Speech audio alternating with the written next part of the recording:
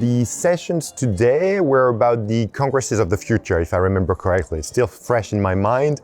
It was quite interesting, actually, quite engaging, which I like. It was not like a one-way lecture.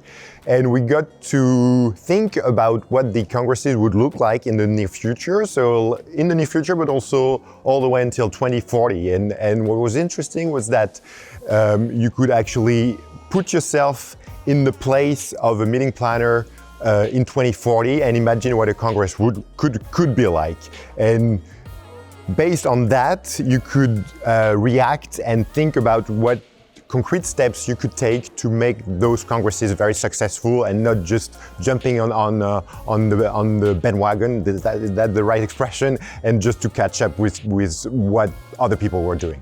My takeaway would be basically not to wait for change to happen and try to catch up, but to really to create change yourself so that you stay relevant to whatever organization you work for.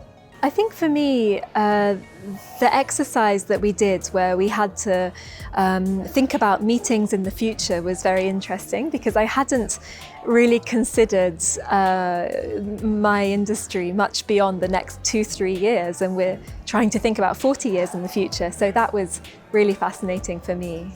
Thoroughly enjoyed today. We went through a whole program with the design group, and really interesting to sort of work out where my associations are going to be and where other associations are going to be into the future. I'm on a bit of a journey with mine in trying to create something new. So I got a firm impression today that I was actually on the right track.